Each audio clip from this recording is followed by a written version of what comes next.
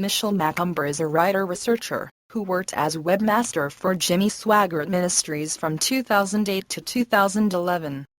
Her day-to-day dealings there brought her in close and frequent contact with the ministry's major players and gave her rare, behind-the-scene glimpses of a ministry with far too many secrets.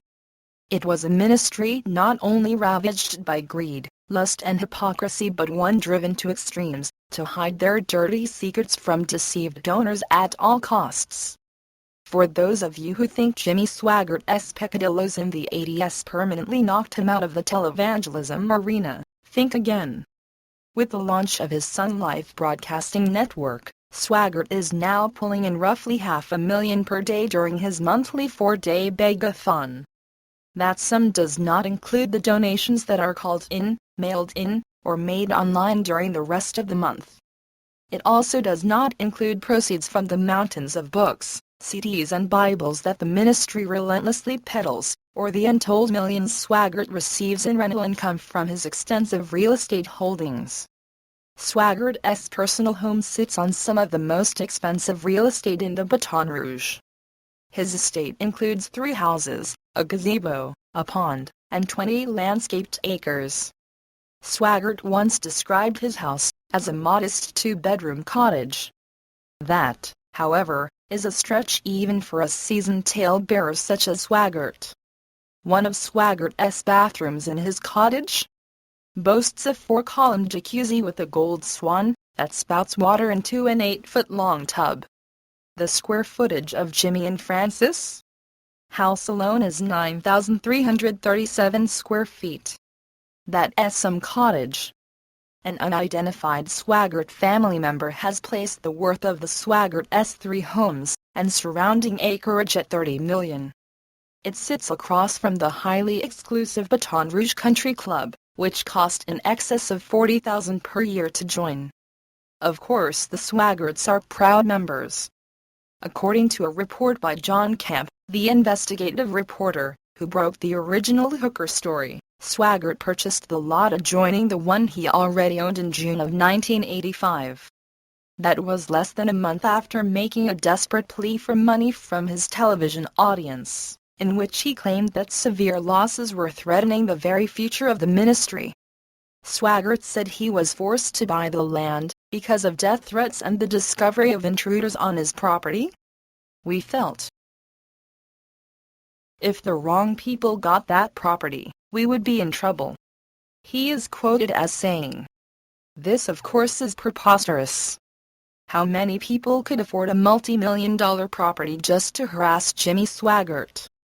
In 1985, the ministry boasted $150 million in assets including a DC-3 jet once owned by the Rockefellers. Swaggarts also made frequent use of their condominium retreat, located on a private golf course about 15 miles from Palm Springs, California.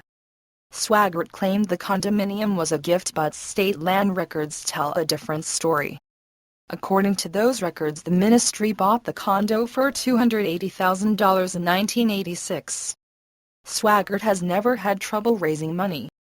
Much of the money for the building of Swaggart's empire rode in on the back of questionable fundraising. George Jernigan, Swaggart's former director of finance, was fired in the 80s for urging Swaggart to be frank in his fundraising appeals. The controversy primarily centered on Swaggart's misappropriation of funds gathered through emotional appeals, in which pictures of emaciated African children were shown to garner the empathy of his Christian viewers. According to Jernigan, contributions were not going to the children's fund, but were being siphoned into the general account and used for building projects. Only pennies on the dollar were actually being spent in the feeding of starving children. The Advocate, the local Baton Rouge newspaper, rents a massive building paid for of course by donor money from Swaggart to the tune of $1.5 million per year. The college dormitories, also paid for by donor money, have long since been turned into apartments and rented to the public. The building of course is staffed with Swaggart's nonprofit employees. The old college sports complex is open to the public as a fitness center and staffed with Swaggart employees. The ministry print shop was built with tax-free donations, and is said to produce the ministry's various printing material. They run a business out of the same print shop called Starcom Printing. They use the ministry printing press to print CD covers for hardcore hip-hop bands and posters for area nightclubs. All inconsistent with the values he claims he holds. The checks for work done by Starcom Printing are made payable to Jimmy Swaggart Ministries, and the shop is staffed with his non-profit employees. It is evident that the ministry has again risen to power, funded in part by questionable real estate transactions and tax-exempt donations from hoodwinked donors. A CNN Impact investigation led by John Camp showed that from 1992-96, over half of the ministry's income was gained through real estate sales and rental income, roughly $27 million out of a total of $54 million. This same investigation stated that the salaries of Swaggart, his wife and his son Danny totaled $600,000 plus perks.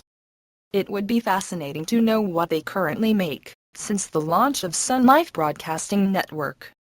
Yet even if Jamie, Francis and Donnie have had no salary increase for the last 12 years, the current dollar value of that same salary today would be $884,577.44 annually, not including perks.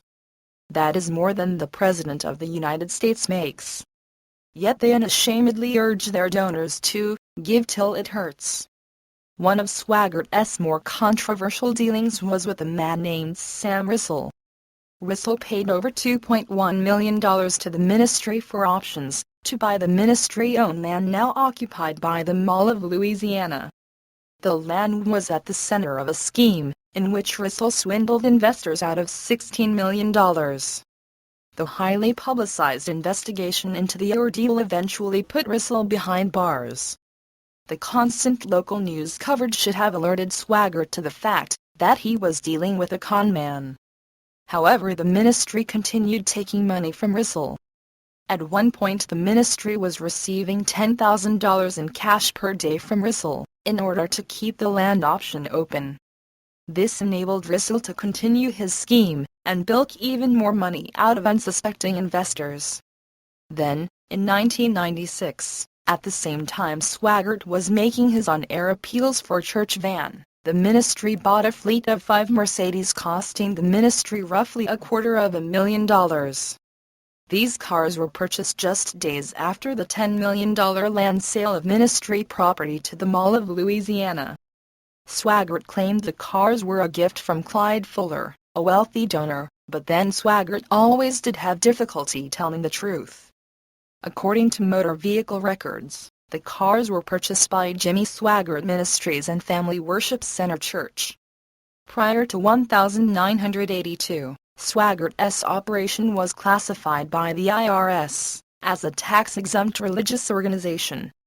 He paid no income tax, but was required to file informational tax returns open to the public. However, in 1982 the ministry sought reclassification as a church.